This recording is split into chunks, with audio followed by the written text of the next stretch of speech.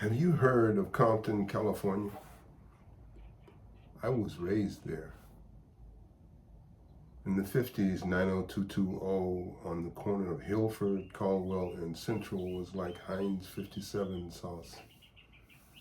Every nationality of the United Nations was there before what was called white flight. I learned how to say good morning and good afternoon in 3 or 4 different languages. Not that I could understand anything more than that. It was just polite to let people know that you could see them. We had metal skates that attached to the sides of our shoes and then tore the soles off of the shoes if the skates were too tight or the shoes were too cheap. Your greatest possession at that age was your skate key that you wore around your neck. The closest thing to a video game was the pinball machines you found at the local Iowa pork chop supermarket.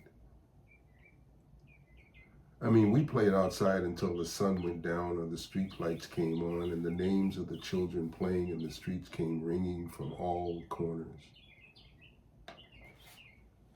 There were 5 houses on my side of the street before Hilford turned into 163rd Street.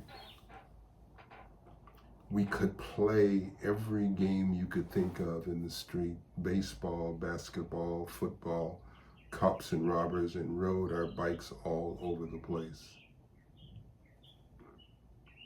All of the houses had open front yards, so if a ball went into the yard, one of us could go get it. Except one. Mrs. Brown, and that's not her real name, her front yard was surrounded by a small 5-foot-high brick fence with a wooden gate locked, and she was never happy to give us our ball back if it went into her yard. My brother and I weren't the best players of any of the ball sports, but we wanted to be part of the crowd, so we tried hard. Our parents kept us busy with music lessons, Boy Scouts, church, school, and visits to the library. They both worked the swing shift. So those activities kept us occupied and out of trouble, and most of the time not in the street playing with anyone. So one Christmas, my brother and I got the gifts of a lifetime.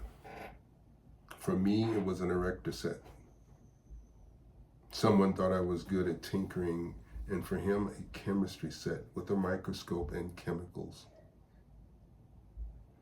With my erector set, I tried to build imaginary machines that didn't make any sense. But that was me. But the chemistry set had real chemicals in it. If you're wondering why I'm rambling along telling you about the toys, remember that earlier I mentioned that my brother and I weren't the best at the ball games, but tried to fit in. Well, the other part I didn't get to was that one of the balls, while we were playing and trying to fit in, bounced into Mrs. Brown's yard. She wouldn't give them back. Sometimes a parent would talk to her and we might get the football or baseball back or the basketball, but most of the time we didn't. That being said, there was one occasion Mrs. Brown gave up everything. All the baseballs and footballs that she had been holding. You remember the toys I mentioned earlier that we got for Christmas? Well, in that chemistry set that my brother got, there were 3 chemicals: sulfur, charcoal, and potassium nitrate. Well, my brother was a nerd in his own right. And so he learned what he could do with those chemicals. The first 3 houses on our side of the street had 8-foot-tall cinder block fences around the backyards with a 2-inch red block on the top. And each yard had a back gate that led to an alley. On On the night before Mrs. Brown gave up her hard-earned hoard of balls, and a strange thing happened. She reported that sometime around midnight, there was a sparkle of light that ran along her back fence and a small explosion when the sparkle reached what seemed to be the end of the fence, around 20 feet.